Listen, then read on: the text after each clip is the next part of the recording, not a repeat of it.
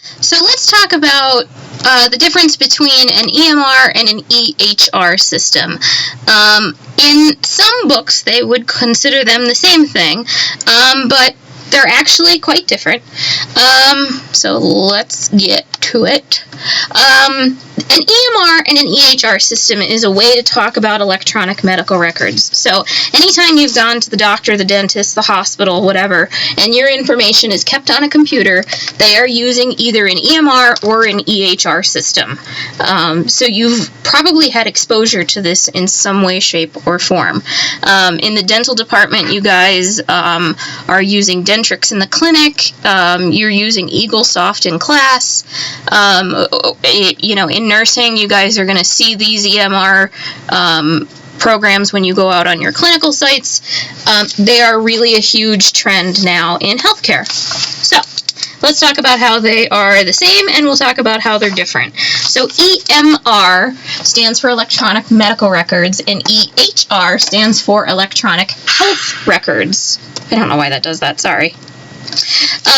Both of them utilize technology and a computer to be able to track patient records, but how available those records are to other people is really the big thing that sets them apart. So we're going to start by talking about EMR. So EMR is a digital version of a paper chart. So a patient's demographics, their progress notes, if we're talking about just a general physician, lab work, x-rays, their med list, stuff like that, appointment history, all that kind of stuff is going to be in the computer instead of being in a paper chart. And it's just for that one specific office, though. So if you go see Dr. Jones and Dr. Smith, and they each have an EMR system, Dr. Jones can only see your records for Dr. Jones. He can't look at Dr. Smith's stuff without Dr. Smith's office sending them to Dr. Jones. So what's great about an EMR system is that you can track information over time. So for patients, when you want to watch their blood pressure over a period of time, you can actually have the EMR system create like a line graph for you so that you can show the patient where they've been high or where they've been low, or if you're tracking weights or things like that. Dentally, maybe you want to track probe readings over time for a particular tooth or decay or a periodontal rating or something like that. And you're able to do that. You're also able, through an EMR system, to figure out when patients need something. So dentally, in Dentrix, you can run a report to see who's due for their 6-month follow-up cleaning. Medically, you can look and see how many women over the age of 50 need to go get their mammogram because they haven't gotten it done yet. So you can actually be a little bit more proactive with your patient care, and you're able to monitor things in a way that you couldn't do with paper charts. So if I wanted to track a patient's weight over a period of time and I was in paper charts, I'd have to look at every single piece of paper in that chart and then physically create that line graph or bar graph or whatever. And that takes quite a bit of time. So EMR really uses informatics to be able to take that data and manipulate it for both the office's use and for the patient's. So here are some good things and bad things about an EMR system. It's great because it's definitely faster, and it takes up less space, and there's less room for error, because in an EMR system, especially like for medications, let's say, if you have a patient who is on a blood thinner and you want to prescribe them aspirin, which is not a good thing because aspirin thins the blood, the EMR system will yell at you and give you all these warnings and say, no, are you sure you want to do that? Those two medications will react with each other. They'll contraindicate. So the EMR system creates a kind of check and balance for the healthcare person that a paper chart can't do. Believe it or not, an EMR is actually cheaper in the long run. It's more expensive in the beginning because you have to buy the computers and you have to buy the software and things like that, and you have to have an IT person, but it's cheaper than having to constantly buy the charts, buy the paper, buy the stickers that go on the charts, the labels that go on the charts, the human who has to photocopy all the papers that go in the charts, the time it takes to prep the charts for the next day, to file them, to put them away, to pull them. There's a lot more manpower involved in physical charts. So an EMR is actually cheaper in the long run. The most important the biggest difference between the EHR and the EMR is that the records are not easily transferable. So the physical preparation of records is the biggest deal or the biggest con with an EMR.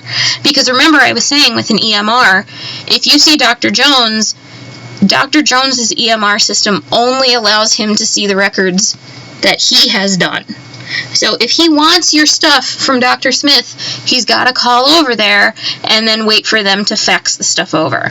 So it's probably happened where you've been in a doctor's office and they want to see your x-ray from wherever, and you have to sit and wait while they call for it, and it takes too long, and they say, well, the results aren't here yet, why don't you go home, we'll call you when the results are in. You get all the way home, they finally get the results, they call you, and now they want you to have some kind of prescription, so now you gotta go back out to the pharmacy. It's a pain in the butt. That physical preparation and the physical moving of records is the biggest disadvantage to an EMR system. Even though when the power goes out, it's tough to make accommodations when all your information is electronic. Really, the biggest issue is that physical preparation of records to move them back and forth for a patient. It takes a lot of time. So there are a lot of EMR programs, and a lot of them are specialized for different things. So in dental, we have Dentrix, we have Eaglesoft, and Eaglesoft is very popular. There are programs that are just for optical. There are programs just for orthopedic. But general healthcare EMR programs, Epic is your Cadillac of EMR systems. So you know how you can buy a car that has a cloth interior and power windows and a CD player, and it still works. It gets the job done. It drives you from A to B. Epic is the car that has the leather seats, the sunroof, the navigation system, the chick who talks to you through your touch screen, the remote start. It's got all the bells and whistles. So it still does the same thing, plus it does more, and it's more expensive. So Epic is more expensive, but it really is the Cadillac of the EMR programs. It does the best. Okay, so these are just some more pictures of different EMR programs that I stole off Google. These are not actual chart pictures, because if I showed you actual chart pictures, I'd be violating HIPAA, and I don't want to do that. But a lot of people like to point out in this picture that this is, I forget her name, something Fox. Not Vivica Fox. Megan Fox, but it says that her name is actually John Aaron and that she is 81 years old.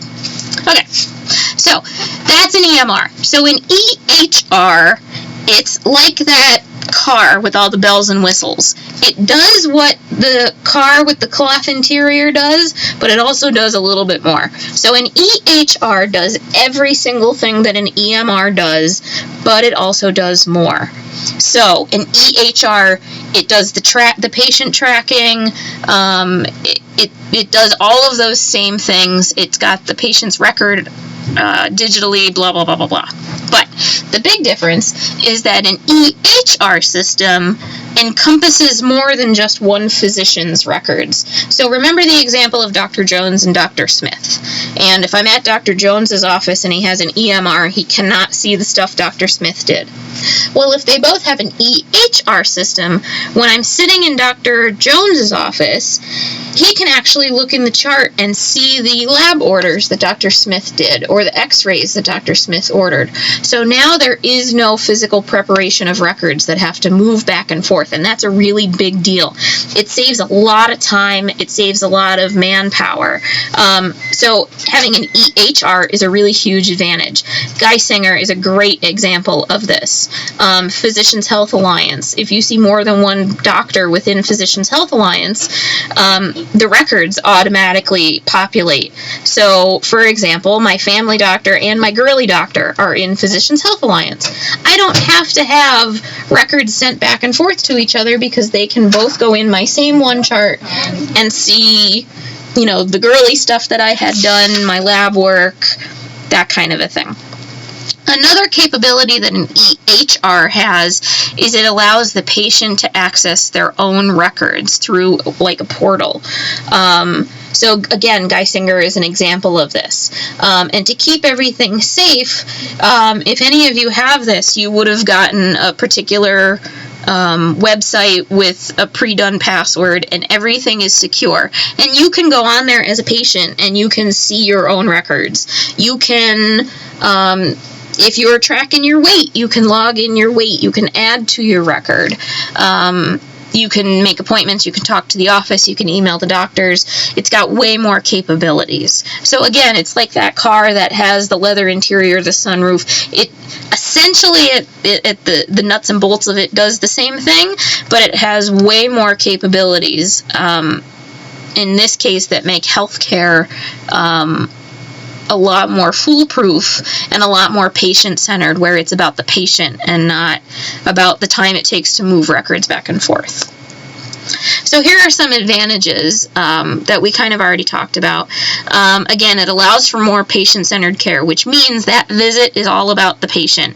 Now, because I don't have to run and get the records from Dr. Smith's office, I can spend that time just looking at Dr. Smith's records and talking to the patient about the results and what they want to do with things, and they can have a more active role. It also really helps reduce the duplication of things. So for instance, in an EMR system, you know, Dr. Jones might order a certain set of blood work, and then a month later, Dr. Smith orders another set of blood work, and the normal patient doesn't know what certain lab tests are and doesn't realize that certain lab tests can be duplicated. And then an insurance company will only pay for a certain lab test every so many months, so then the patient gets whacked with this bill and they don't know why. An EHR system, it allows the doctors to see that that lab work has already been done, so I don't need to order it again. Or that x-ray was already done, I don't have to order it again. So it's really, really beneficial. And there's also way more communication, especially among ERs and hospitals. In a private medical facility, and this is more medical than it is dental, but in a private medical facility, when a patient goes to the ER, that small doctor's office is never notified. The records from the ER don't automatically get sent. The only way that a private practice physician ever finds out that their patient was in the ER is if the patient actually calls and tells them that they were in the ER, or if the ER doctor calls because they need to admit the patient or something like that. That's the only way we find out. In an EMR system, however, like for Geisinger, if you go to the Geisinger Hospital and you're seen in the ER, those ER records become part of your chart. So your physician can see that you were at the ER yesterday and can follow up more properly with you. So it really helps communication among doctors and specialists so that a patient is treated better medically, not when it comes to being nice or rude. So here are some different ways that you can access either of these systems, obviously through laptops. There are apps on smartphones now.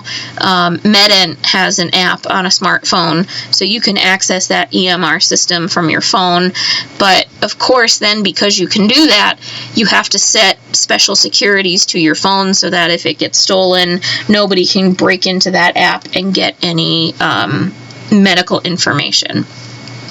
Blackberries and PDAs are really dying away, but you never know, people might still have them. Hey, look, people like EMRs. Hey, look, people like EMRs. This I like.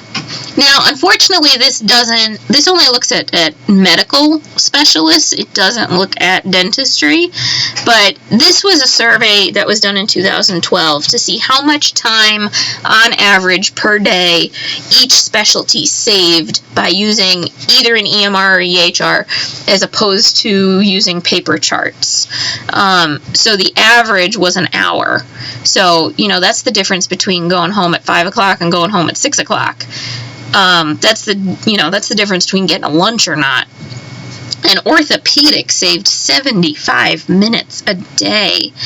I mean, that's obviously, over an hour, but, that's the difference between going home at 4 and going home at 5:20, which doesn't seem like a lot, but at the end of the day, it can be. So it really does save time. Okay, so regardless of whether you're using an EMR or an EHR, these are some overall advantages. Because you're typing things, look at how old this is. I think that's funny. But because you're typing this stuff, it's easy to read.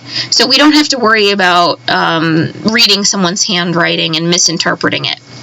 Because it's on a computer, everything gets time-stamped, just like when you guys send an email and the date and the time gets attached to it. When you work in an office that has an EMR or an EHR, you get a special login and password, and your initials are automatically tied to everything that you do. There are auto locks, so that if you walk away from the EMR program within a certain amount of time, it'll lock out, and you have to put your password in to get back in.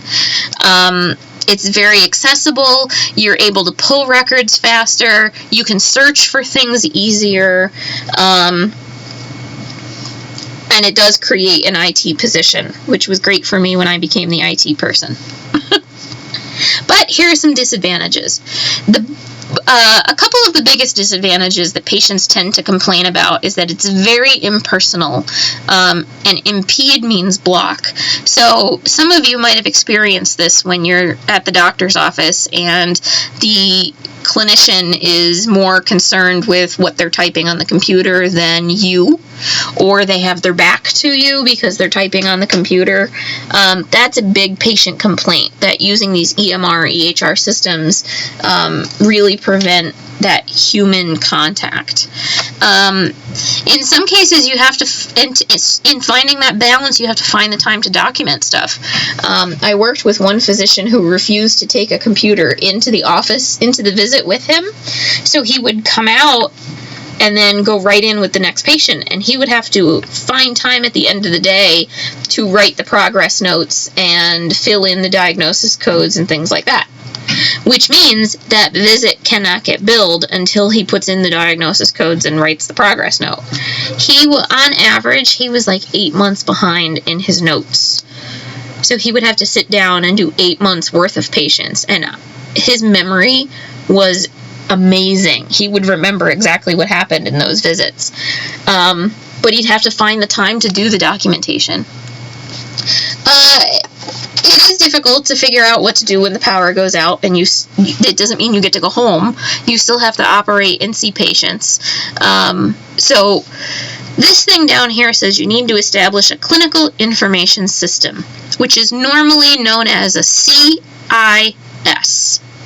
A CIS is a fancy way of saying that the office makes a game plan of how they're going to run their office now that they're using computers instead of paper charts. So maybe one of the policies is that at the end of every day, the next day's list of patients gets printed out just in case this happens, or just in case there's snow, or something like that. A CIS might state that, the nurse will fill in 3/4 of the progress note and leave the physician with a smaller portion so the physician can spend more time with the patient. It's basically, how do we run our office now that we're using computers? And of course, we have to make sure that we protect people's privacy, and everything needs to be secure and maintained and virus-free. I worked for the same physician who was like 8 months behind in his progress notes. He had like 12 kids, and he used to let them come in the office and play on his computer, and they would download videos off YouTube of like the Muppets and stuff because they were little.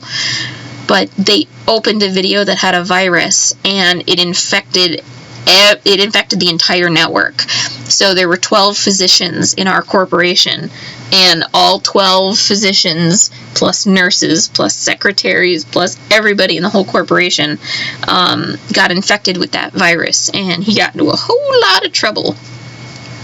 Hey, look, people like EMR. These are some ethical or legal issues that come up with using an EMR system, which I think we've really talked about already, is that you have to make sure patient stuff is protected and that it stays confidential. There's a thing called a joint commission.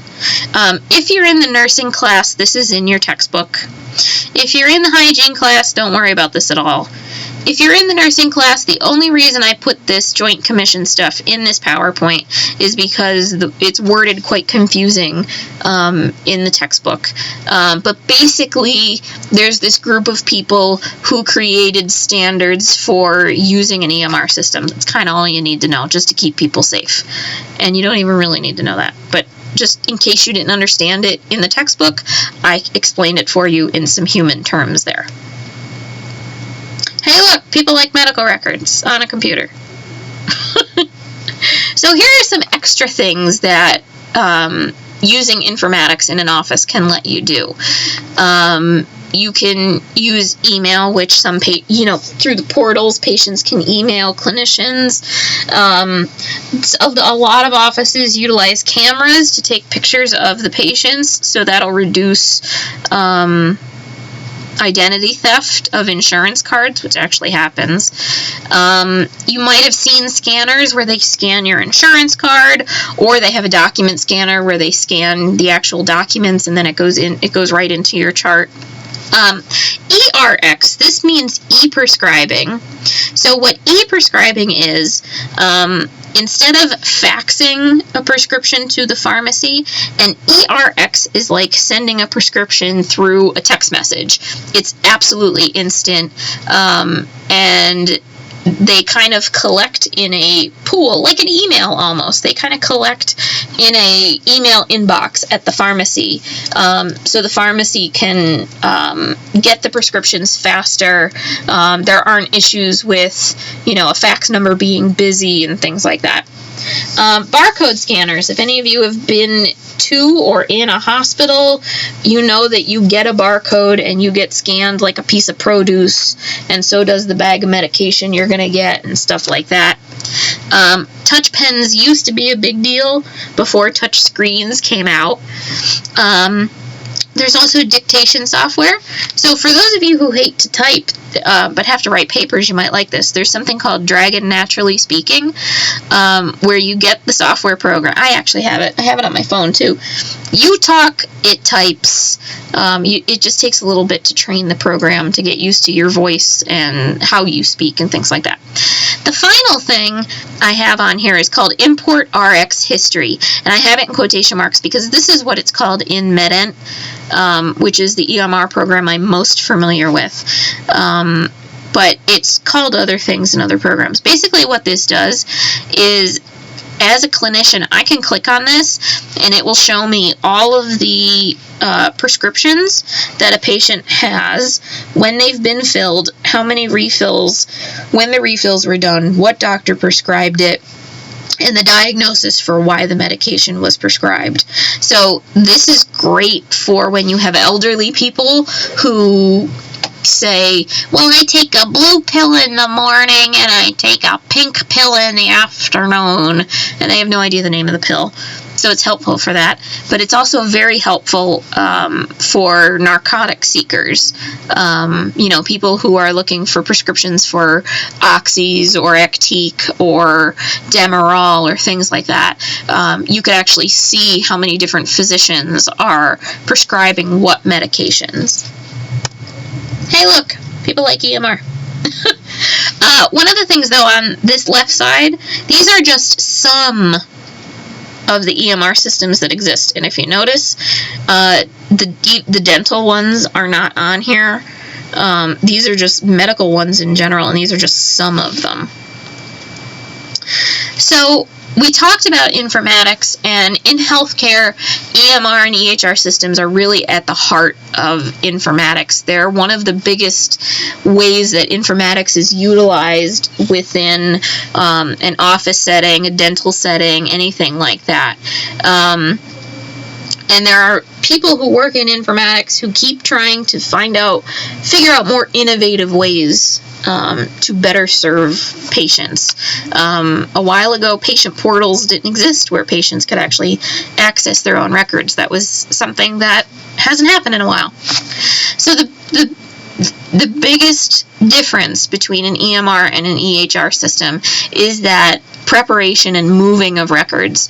So in an EMR system, someone has to actually gather records together and fax them to another office for them to see them, whereas with an EHR, everything's right there in front of them. So that's really what I want you to take away from this. Black screen, end of the PowerPoint. I know you love it. I hope you learned something. Feel free to ask me questions. See ya.